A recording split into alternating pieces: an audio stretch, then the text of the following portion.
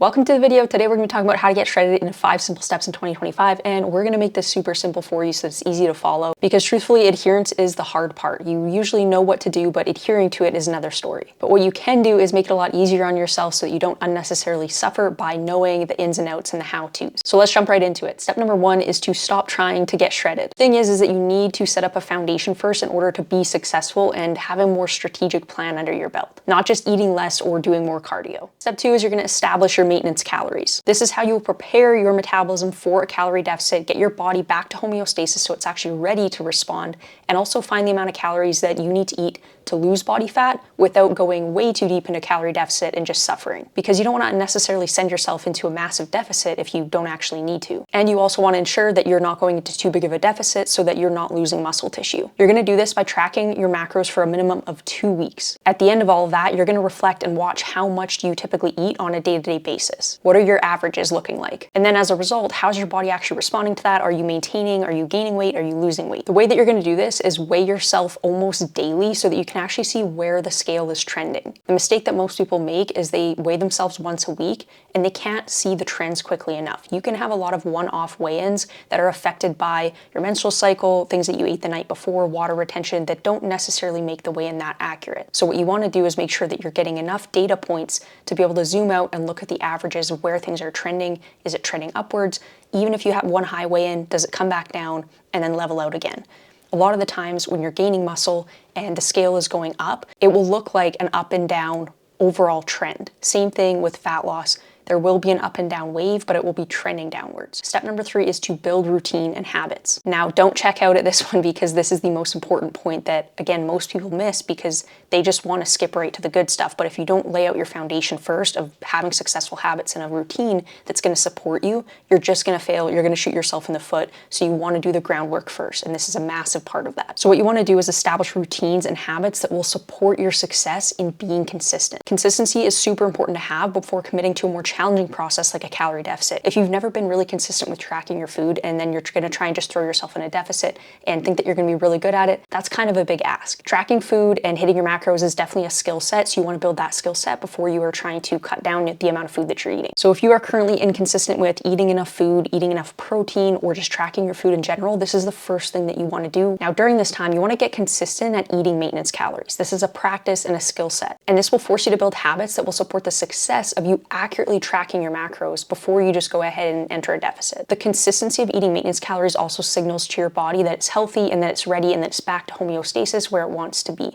So naturally, it's going to be more responsive when you do go into a deficit. And because you have familiarized your body with what your maintenance calories are, you don't have to go as deep into a deficit to see the results that you want. And this is where people just run their body into the ground trying to lose weight. But if you spent the time working at your maintenance calories and those maintenance calories are now 1900 instead of 1600, imagine how big of a difference that's going to make on how much you have to eat in a deficit and how much struggle that's going to take away from you. Next step is to create an outline. This is where all of the good stuff happens. You create your game plan, you phase out all of your goals, what it's going to look like, how long they last, and the protocols for each one. And this is the part that most people miss, which is why a lot of the times the deficit never lasts for them, because they just go into this deep hole of struggle where they don't see any end in sight, they don't really know what the plan is, and they have no idea how to measure their progress or what they're going to do after. And that's where the rebound happens, where they gain the weight back because they didn't have a plan to stay lean after the cut. So what you want to do is you want to outline when you'll be at maintenance, what does that actually look like from a protocol standpoint, calorie deficits, how long are they, your reverse diet, what does that look like, and what's the process? So first we want to define the goal. How much do you want to lose? Because if you have 20 plus pounds to lose, you might not do this all in one single calorie deficit. Here's my client Vicky, for example. She's lost 22 pounds and gained 7 pounds of muscle tissue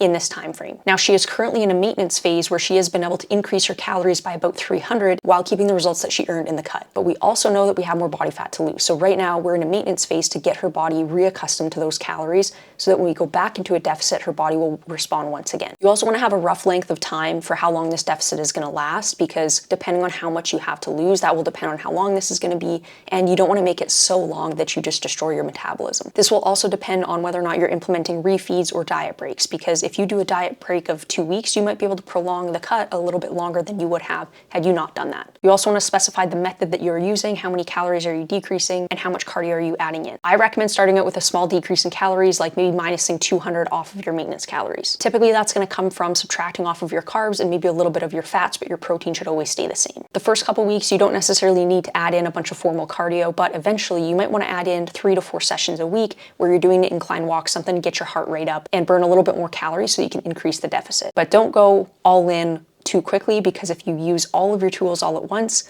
you will shorten the lifespan of this deficit and what you get out of it. So just because you can do 6 cardio sessions a week at an hour plus, you probably shouldn't do that. Keep it moderate, maybe a 15-minute to 20-minute cardio session on an incline that's challenging to you, but you can do a few times per week and that you can add to over time. Now, don't make any changes to your protocol for at least a few weeks, sometimes even longer than that. If your body is responding well, you don't need to add to the deficit. And sometimes your body will plateau. That does not necessarily mean that you have to make adjustments.